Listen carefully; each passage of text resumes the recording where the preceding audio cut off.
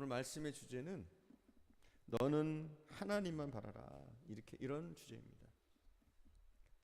시편 42편은 이 저자를 고라의 자손이라 이렇게 나와 있어요. 고라의 자손. 근데 그 고라의 자손이 누구인지 모릅니다. 아무도 모릅니다. 정확하게 모릅니다. 그러나 일부 학자들은 오늘 본문 시편을 쓴 저자가 다윗이다 이렇게도 말을 해요. 하지만 확실한 것은 우리가 알 수가 없습니다. 그러나 한 가지 분명한 사실이 있어요. 그것이 무엇이냐면 오늘 본문에 나오는 이 저자가 낙심하고 있다는 거예요. 그것도 몹시 낙심하고 불안해하고 있다는 거예요. 그래서 마음이 상해 있다는 겁니다. 5절과 11절 또 43편 5절에 보면 연속해서 이런 말씀이 나옵니다. 내 영혼아 내가 어찌하여 낙심하며 어찌하여 내 속에서 불안해하는고. 마음이 낙심하고 절망하고 있다는 거예요. 또 불안해하고 있습니다. 왜 그가 이와 같은 낙심을 경험하고 있을까요? 왜 이렇게 불안해하고 있을까요? 모든 것을 다 알 수는 없어요. 하지만 본문의 내용을 종합을 해보면 아마도 이 저자는 지금 암울한 현실 가운데 있는 거예요. 암울한 현실. 그래서 낙심하고 있습니다. 아마도 그가 포로로 끌려갔는지도 모르겠어요. 지금 현재는 그는 억류당하고 있는 상태예요. 이 시편의 내용으로 볼 때. 그래서 마음껏 하나님을 찬양하고 싶은데 하나님께 예비하고 싶은데 그걸 못하는 거예요. 지금 그가 예루살렘에서 누리던 그 행복한 삶, 이 삶을 송두리째 빼앗긴 거예요. 그리고 하나님을 모르는 사람들 틈바구니에 살면서 그 사람들에게 놀림감이 되는 거예요. 그들이 이렇게 놀립니다. 내 하나님이 어디 계시냐? 내 하나님이 어디 계시냐? 하나님이 계시다면 네가 이렇게 살겠느냐? 그리고 또 한 가지 사실은 그 스스로도 자기 현실이 너무 암울한 거예요. 그리고 생각할 때 이 현실을 극복할 만한, 벗어날 만한 그런 소망이 보이질 않아요. 그러니 이 저자가 낙심하고 불안해할 수밖에 해요. 여러분 왜 절망하게 됩니까? 왜 여러분은 절망합니까? 현실 앞에 자기가 무능하다고 생각할 때 우리는 아무래도 절망하게 됩니다. 어떤 성경학자는 오늘 본문을 연구하면서 그렇게 얘기해요. 42장, 43장이 그러니까 시편 42편, 43편이 동일한 저자가 쓴 거예요. 근데 이 저자는 이 시편에 보면 나라는 말을 참 많이 씁니다. 나라는 말을. 그래서 42편과 43편에 보면 나라는 단어가 51회 나온다고 그래요. 51회. 계속해서 나 하고 있습니다. 반면 하나님이란 말은 21번밖에 쓰지 않고 있습니다. 그러면 왜 이렇게 나라는 말을 연속적으로 사용할까요? 왜 나 이렇게 사용하는 겁니까? 본문의 이 저자가 자기 속에 갇혀 있다는 거예요. 이것을 반증해 주는 겁니다.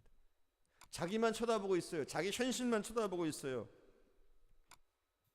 자기를 계속 쳐다보면 자기에게 매일수록 자기의 눈이 가려지고 소망이 없을 수밖에 없습니다. 암울해질 수밖에 없는 거예요.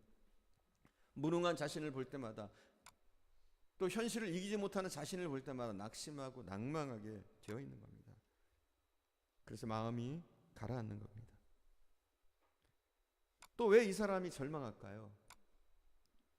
과거와 지금 현실을 바라볼 때 이게 너무 차이가 나는 거예요. 옛날의 자신과 지금의 자신을 바라볼 때 지금 현재가 너무 비참한 거예요. 과거에는 그래도 잘 살았는데 동료들과 함께 예루살렘 성전에도 올라가고 하나님께 예배드리고 내가 주동적으로 사람들을 교회로 인도하고 그런 삶을 살았는데 근데 지금은 예루살렘에 가고 싶은데 교회로 가고 싶은데 갈 수 없는 처지, 하나님 앞에 예배조차도 드릴 수 없는 처지, 그런 과거와 현재가 다른 삶. 그리고 주변에서 말합니다. 내 하나님이 어디 있느냐? 내 하나님이 어디 있길래 네가 왜 이 모양 이 꼴이냐? 이런 소리들을 자꾸 듣게 됩니다. 사람이라는 것은 과거보다 현재가 나아야 돼요. 할렐루야? 과거보다 현재가 나아야죠, 당연히. 여러분, 과거는 좋았는데 현재는 그렇고 그런? 아니잖아요. 과거는 좋았는데, 오늘 본문의 이 저자는 과거는 좋았는데 현재는 너무 어려운 거예요. 근데 우리는 점점 좋아졌다는 줄 믿습니다. 과거보다 현재가 좋고 또 현재보다는 미래가 좋아져야 될 줄 믿습니다. 근데 오늘 본문의 이 저자는 한때는 화려했어요. 한때는 잘 살았어요. 근데 지금 너무나 초라한 거예요. 그렇게 되면 누구나 절망하고 낙심할 수밖에 없습니다. 아마 여러분 가운데 그런 생각하는 사람이 있을 거예요. 어떻게 이 저자가 나하고 이렇게 붕어빵일까? 나하고 비슷하네. 사람이요, 절망하고 낭망하는 거 거의 비슷합니다. 누구나 다 절망하고 낭망하고 때로는 괴로워하고 힘들어합니다. 그 뿌리가 다 동일해요. 대부분 암담한 현실, 무능한 자아, 예전과 비교해서 초라하게 느껴지는 삶, 이런 것들 때문에 우리는 낭망하고 실망하고 좌절할 때가 있습니다. 제가 목사지만 저도 가끔 낙심합니다. 아니, 가끔이 아니 자주 낙심합니다. 그리고 저도 불안에 떨 때가 있습니다. 불안해할 때가 있어요. 때로는 제 마음이 어둡고 답답할 때가 있습니다. 특별히 성도들을 보면 좀 그럴 때가 있어요. 힘들어하는 성도들, 힘겨워하는 성도들, 참 어렵게 살고 힘겹게 살고 있는 성도들의 모습을 보면서 제 마음이 답답해지고 힘들 때가 있어요. 3년 전에도 저랬었는데, 4년 전에도 저랬었는데, 저렇게 힘들었었는데 아직까지 그 힘든 상황을 벗어나지 못하는 성도들의 모습을 보면서 답답해질 때도 있습니다. 왜 하나님이 저대로 두실까? 왜 하나님이 저들을 축복하지 않으실까? 왜 하나님이 더 좋은 길로 인도하시지 않으실까? 이런 생각들 때문에 마음이 불편해질 때도 있고 제 나름대로 낙심에 들 때도 있습니다. 여러분은 낙심 안 합니까? 전혀 안 하세요? 대단하신 거예요. 만약에 낙심을 안 한다. 근데 여러분, 위선하지 맙시다. 성경에 나오는 거의 모든 인물이, 위대한 인물들이, 하나님이 쓰셨던 인물들이 낙심하고 절망하고 불안해하는 경우들이 있었습니다. 그렇게 안 한 사람이 없었어요.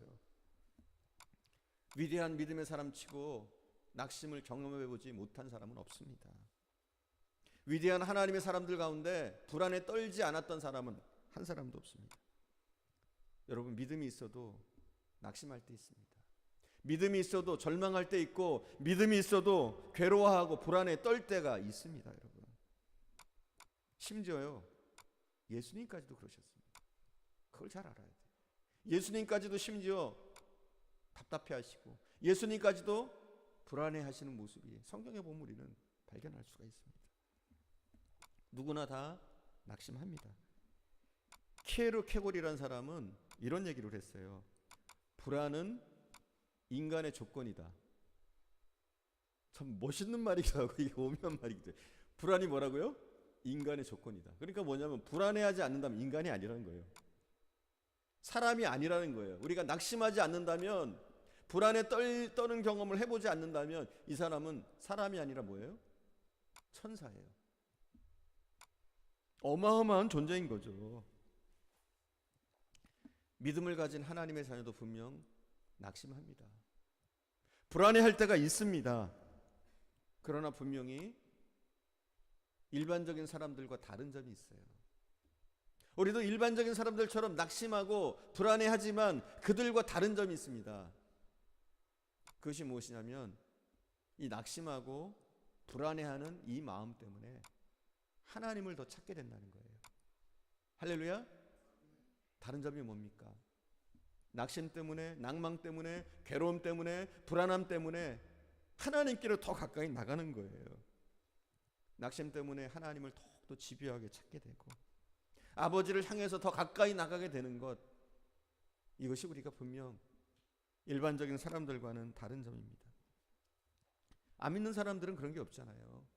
낙심하고 낭망하고 불안해하고 절망적인 상황이면 괴로워서 술 먹고 괴로워서 주저앉아 있고, 그들이 하나님을 찾습니까? 아니에요.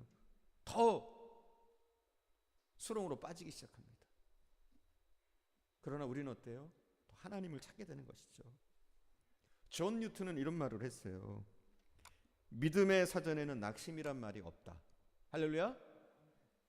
믿음의 사전에는 낙심이란 없다. 이건 믿음의 사람은 낙심을 안 한다 이런 얘기가 아니에요. 만약에 낙심을 하고 있다고 할지라도 하나님을 찾는다면 그건 낙심이 아니라는 거죠. 오히려 좋은 기회라는 거죠. 오히려 낙심하는 것도, 우리가 상처받는 것도, 우리가 괴로워하는 것도 하나님께로 나가는 길잡이가 되어진다면 그 낙심과 불안함조차도 낙심이나 불안일 수 없다는 거예요. 하나님을 만나게 하고 하나님께로 나가게 하는 도구가 되어지니까, 여러분, 우리 크리스찬은 불안해질 때, 낙심할 때 하나님을 쳐다봅니다. 그게 정상이에요. 만약 불안한데 술이 생각나고 불안한데 막 친구들 만나고 싶고 뭐 이런다면은 이건 우리가 이게 정상적인 낙심을 하는 게 아니에요. 크리스찬다운 낙심을 하는 게 아니에요. 우리는 믿기 때문에 불안한 일이 생길 때, 답답한 일이 생길 때, 낙심하는 일이 생길 때 더 하나님을 붙잡고 하나님께로 나가게 되는 줄 믿습니다. 자, 오늘 본문에서 저자는 그런 얘기를 합니다. 하나님만 바라라, 이런 말을 자주 합니다. 그럼 오늘 본문에서 저자가 얘기하는 하나님만 바란다, 이 말이 구체적으로 뭘까요? 시편 저자는 1절에서 참 재미있는 비유를 들고 있습니다. 어떤 비유를 드느냐, 우리 1절을 한번 읽어볼까요? 1절 함께 봅시다. 하나님이여, 사슴이 시냇물을 찾기에 갈급한 같이 내 영혼이 주를 찾기에 갈급하나이다. 아멘. 우리가 자주 듣던 찬송, 우리가 거의 유일하게 애우다시피 하는 그런 구절입니다. 그죠? 오늘 본문의 저자는 물을 찾아 헤매이는 사슴을 떠올린 거예요. 그 사슴을 생각한 거예요. 이 팔레스타인 지역은 건기가 되면 비가 거의 오지 않습니다. 물 구하기가 정말 어렵습니다. 사람이 물 구하기가 어려운데 짐승은 어떨까요? 근데 이 저자는 그런 목말라 하는 사슴을 본 거예요. 물을 찾아서 헤매이는 사슴을 본 거예요. 물을 찾아 이곳을 다니고 저곳을 다니는, 하루 종일 이 언덕 저 언덕을 헤매고 있는 그 사슴을 아마도 이 저자는 본 적이 있었던 것 같아요. 그래서 저자는 이런 생각을 했어요. 내가 낙심하게 될 때 어떻게 하나님을 찾을까? 아, 바로 그거다. 사슴이 시냇물을 찾아서 동문서주하는 것처럼, 그렇게 헤매는 것처럼 나도 어렵고 힘들 때 하나님을 그렇게 찾아야겠다, 그런 생각을 한 거예요. 여러분, 사슴의 입장에서 한번 생각해 보십시오. 사슴이 물을 찾기 위해서 얼마나 집요한 줄 아십니까? 얼마나 간절한지 아십니까? 왜 그래요? 사슴에게는 그게 삶과 죽음의 문제예요. 물을 찾으면 살고, 물을 못 찾으면 죽습니다. 사슴에게는 이거 삶과 죽음의 문제인 거예요. 그러니 얼마나 눈에 불을 켜고 이 물을 찾겠습니까? 얼마나 절박한 심정으로 물을 찾아서 헤매겠습니까? 그리고 물을 찾기까지 이 사슴은 쉬지 않습니다. 물 한 모금 입에 넘기기까지 쉬질 못합니다. 왜냐하면 죽습니다.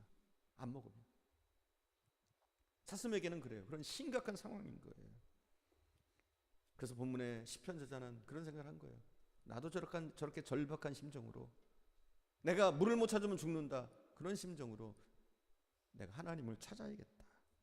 낙심이 될 때 저런 식으로 하나님께로 나가야 됐다. 이것을 시편 저자는 깨달은 겁니다. 우리 모두 낙심을 자주 합니다. 그렇죠? 우리 모두 불안에 떨 때가 있습니다. 우리 모두 마음이 상해서 어쩔 줄 모를 때가 있습니다. 이럴 때 우리가 사는 길은 하나님을 바라는 겁니다. 아니, 하나님만 바라는 겁니다. 하나님 아니면 죽음이다. 이런 생각으로 우리가 하나님께로 더욱더 적극적으로 나가는 겁니다. 이런 절박한 심정으로 하나님을 찾는 겁니다. 이렇게 할 때 우리가 시원케 하시는 하나님, 우리를 위로하시는 하나님을 만나게 되는 줄 믿습니다. 더 구체적으로 우리가 괴로울 때, 힘들 때 하나님을 갈망하는 방법은 세 가지입니다. 구체적으로는 우리가 어떻게 하나님을 갈망하느냐, 하나님을 갈망하는데 어떻게 해야 되느냐, 우리가 구체적인 우리의 삶의 모습은 세 가지가 있을 수 있습니다. 첫 번째는 절박한 심정으로 하나님의 말씀을 사모하는 겁니다. 우리가 정말 절박하다면 그 절박한 심정으로 하나님의 말씀을 사모해야 됩니다. 이럴 때 우리가 뭐를 찾게 되는 거예요. 적당히 성경 한두 장 읽고 들추고서 그렇게 끝내는 게 아닙니다.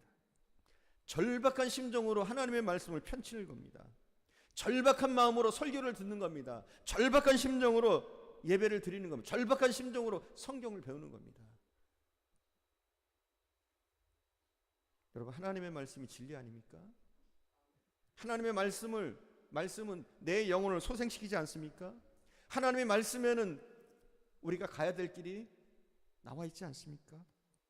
하나님의 말씀은 어리석은 자에게 지혜를 주시고 미련한 자에게 그 삶의 지혜를 공급해 주시는 줄 믿습니다. 말씀이 선포되자 에스겔 골짜기에 마른 뼈다귀조차도 살아납니다. 우리가 말씀을 들을 때 우리의 삶에 생동감이 넘치고 우리의 삶이 하나님이 이끄시는 능력 있는 삶이 되어지는 줄 믿습니다. 이 영광스러운 하나님의 말씀을 우리가 절박한 심정으로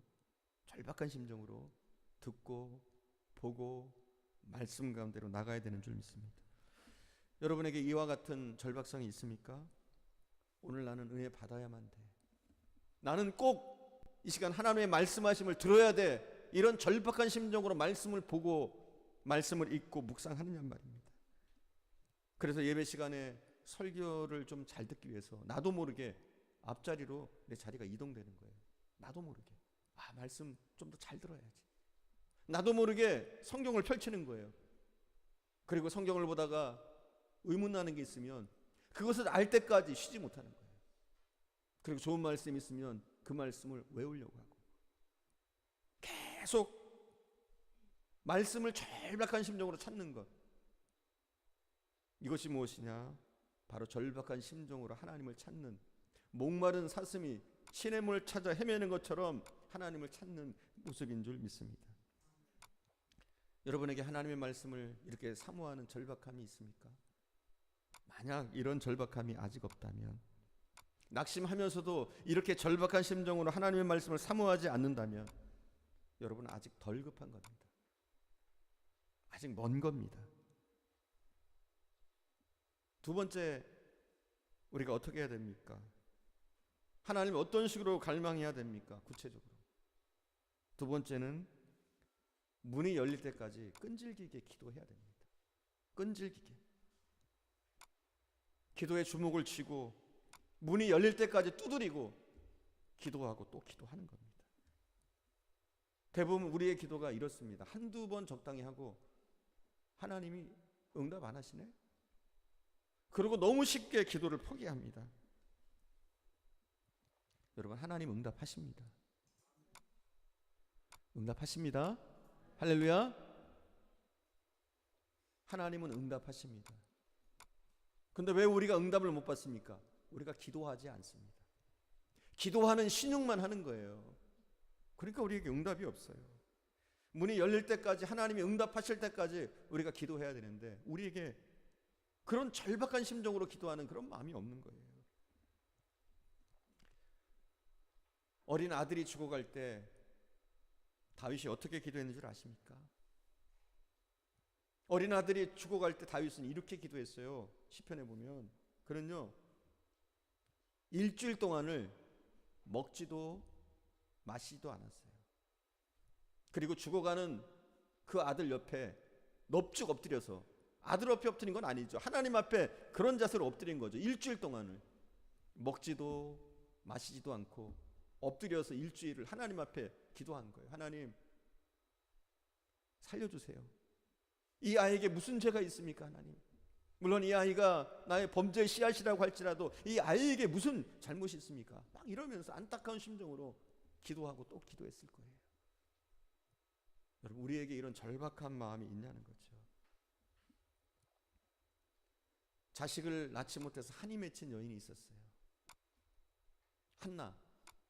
1년에 한 번씩 가는 그 성소에 가서 얼마나 열심히 기도했는지 몰라요. 자기도 모르게 간절하게 기도하는 거예요. 왜냐하면 심정이 절박하니까, 자기 상황이 절박하니까 기도하는 거예요.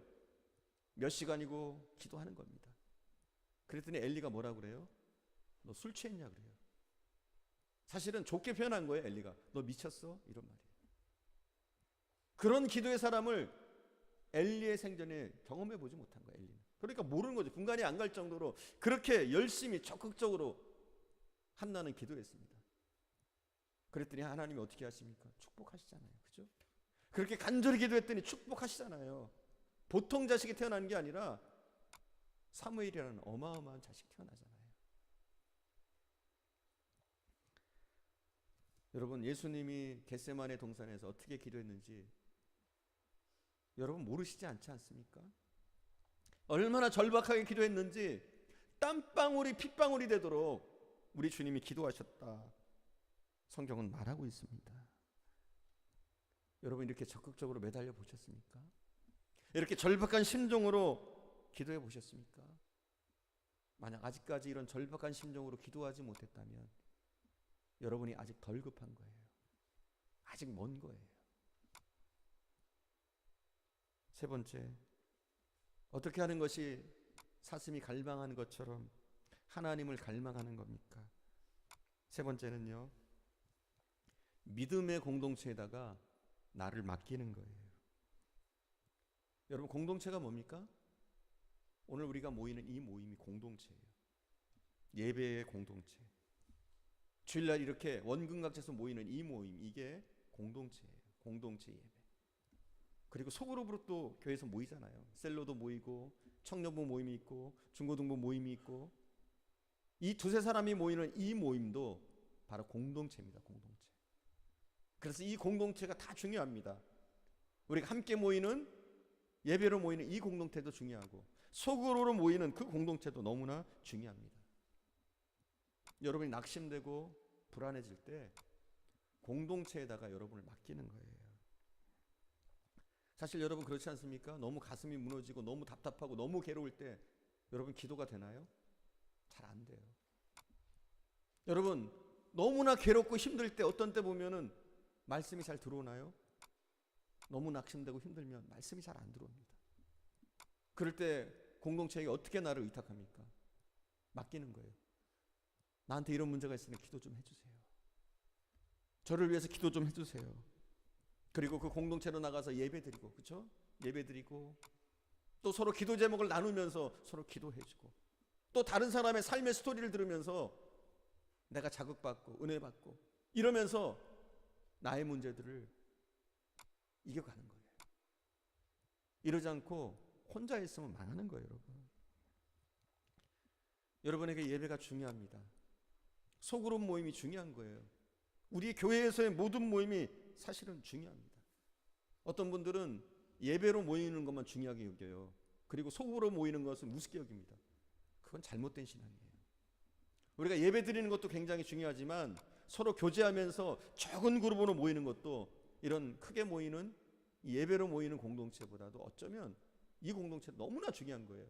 두 가지가 같이 갈 때 우리가 건전한 신앙, 그리고 온전한 신앙인이 되어줄 수 있습니다.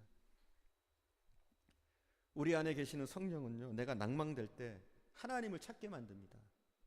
그리고 예배로 나오게 만들고 믿음의 사람들을 만나도록 만듭니다. 이게 성령이 하시는 일이에요. 성령은 그래요. 내가 어렵고 낙심될 때 혼자 있게 하지 않습니다. 교회로 나오게 만드시고 성도들과 교제하게 만드시고 기도의 제목을 나누게 만드시고 삶을 나누도록 만들어주셔요. 그러면서 회복시켜 주십니다. 그런데 마귀는 어떻게 하는 줄 아십니까? 마귀는 거꾸로 합니다. 사람을 만나기 싫도록 만듭니다. 아무도 만나기 쉽지 않은 거예요. 입을 열고 싶지도 않은 거예요. 그래서 사람을 오히려 피합니다. 자기 혼자 문을 걸어 잠그고 갇혀 있는 거죠.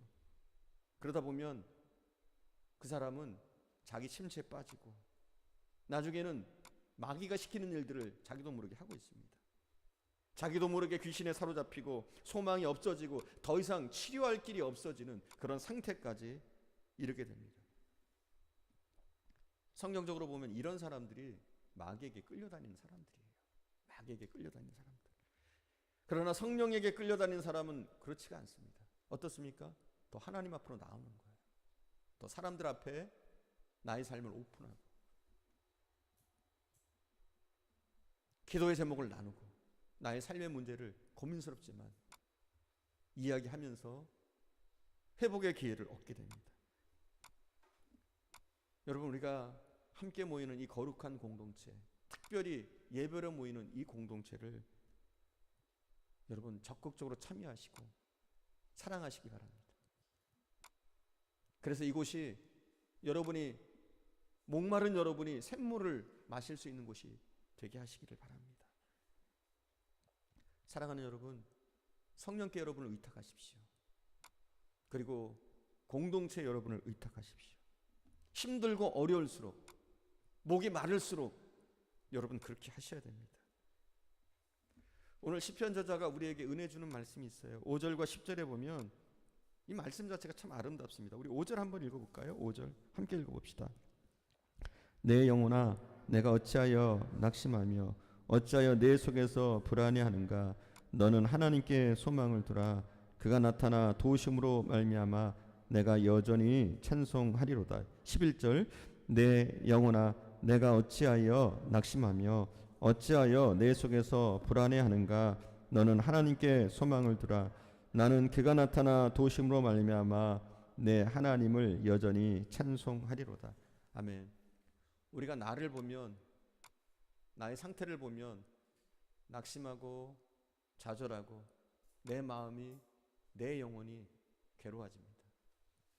그러나 오늘 본문에 보니까 어때요? 하나님께 소망을 두니까, 하나님을 바라보게 되니까, 하나님의 뜻을 생각하게 되니까 어떻게 되느냐? 결국은 하나님을 찬송하는 삶을 살게 됩니다. 그렇습니다, 여러분. 여러분의 눈을 돌려서 하나님께 초점 맞추십시오. 여러분이 힘들고 어려울 때 다른 것에 소망을 두고 다른 것을 바라보지 마시고 오늘 말씀해 주시대로 하나님만 바라보십시오. 그러면 끝납니다. 하나님을 간절히 찾으면 우리 하나님은 귀머거리가 아니에요. 다 듣습니다. 우리의 신음소리조차도, 우리의 한숨소리조차도 우리 하나님은 들으시는 하나님입니다. 여러분 믿으십니까? 응답이 금방 없다고 해서 하나님은 내 말을 듣지 않거나 잠잠하고 계신 게 아닙니다.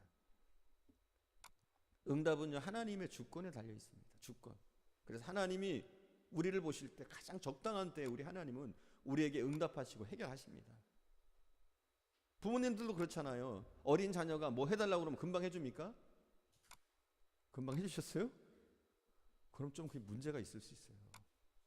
생각하잖아요. 그죠? 어린 자녀가 뭔가 부탁하면 이것이 정말 그 아이에게 좋은 것인지, 부탁하는 이것을 내가 들어줘야 되는지, 언제 들어줘야 되는지, 이걸 부모가 생각하잖아요. 아무 생각 없이 들어준다면 그건 나쁜 부모예요, 사실은. 자녀를 망치는 겁니다. 그러나 좋은 부모는 어떻습니까? 심사숙고하죠. 자녀가 부탁한다고 할지라도, 뭔가 요구한다고 할지라도 그 요구가 합당한 것인지, 이 아이에게 좋은 것인지, 지금 들어줘도 되는 것인지, 이런 걸 생각하지 않습니까? 좋은 부모는 그래요. 우리 하나님 어떤 분입니까? 좋은 부모. 할렐루야. 우리 하나님은 좋은 부모님이에요. 그래서 심사숙고하십니다. 내가 지금은 이것이 애절하지만, 간절하지만, 내게 필요한 것 같지만 하나님은 내게 가장 적당한 때, 하나님의 시간에 그것을 응답하시고 그것을 이루어 주시는 줄 믿습니다. 그래서 여러분, 우리가 기도해야 되는 거예요. 계속. 그것이 10년이 됐건 20년이 되었건 우리가 기도해야 되는 거예요. 오늘 오후 예배 때 그런 말씀을 우리가 보게 될 거예요. 아브라함과 이삭의 이야기를. 아브라함은 그 자식이 응답될 때까지 하나님이 자녀를 주시겠다고 하셨잖아요. 몇 년이 걸렸다고 그랬어요, 여러분? 와, 이렇게 오후 예배 참석하시고도 그랬어요. 25년. 75세에 부름받아서 100세의 아들을 낳잖아요. 그죠? 그리고 이삭도 마찬가지. 이삭도 하나님이 몇 년을 걸렸냐면은 이삭도 25년이더라고요. 이삭도 25년. 약속이 이루기까지. 그래요. 때로는 하나님이 약속하시고도 10년이, 20년이, 30년이 걸릴 수 있습니다. 하지만 우리는 어때요? 실망하지 않고 또 하나님께 나가고 하나님께 구해야 될 줄 믿습니다. 여러분 낙심됩니까? 불안 때문에 잠을 설칩니까? 마음의 상처 때문에 고통당하고 있습니까? 하나님을 찾으십시오. 하나님의 말씀에 매달리기 바랍니다. 예배로 나오시길 바랍니다. 기도로 더욱더 나오시기를, 매달리시기를 바랍니다. 또한 공동체에 여러분을 의탁하세요. 혼자 이기려고 하지 마시고 여러분의 심정과 아픔들을 털어놓으시고 기도 부탁을 하고 그들이 함께 도울 수 있도록 여러분이 하시기를 바랍니다. 그러면은 여러분의 가난의 문제도 속히 해결될 줄 믿습니다. 분명 때가 되면 하나님이 반드시 우리의 궁핍함의 문제들을 해결해 주실 줄 믿습니다. 우리에게 있는 질병도 마찬가지입니다. 하나님이 데려가실 것이 아니면 하나님이 치료하실 줄 믿습니다. 고쳐주십니다. 자녀 문제도 그래요. 이걸 어떻게 해결할까? 고민될 때가 있어요. 하지만 하나님이 때가 되면 다 해결해 주시는 줄 믿습니다. 우리 하나님은 신실하셔요. 성실하셔요. 좋으신 하나님입니다. 오히려 우리가 문제를 통해서, 절망의 사건들을 통해서 하나님을 체험하고 하나님을 만나고 있다면 그것은 오히려 복된 삶인 줄 믿습니다. 여러분, 그 고통과 한숨 쉬는 것들 때문에 더욱더 하나님과 교제하고 주님이 주시는 은혜 속으로 더욱더 들어가시는 저와 여러분 되기를 간절히 축원드립니다. 기도하겠습니다. 우리 함께 이 시간 찬양 부르시고 기도하는 시간을 갖겠습니다. 주만 바라볼지라 찬양드립니다.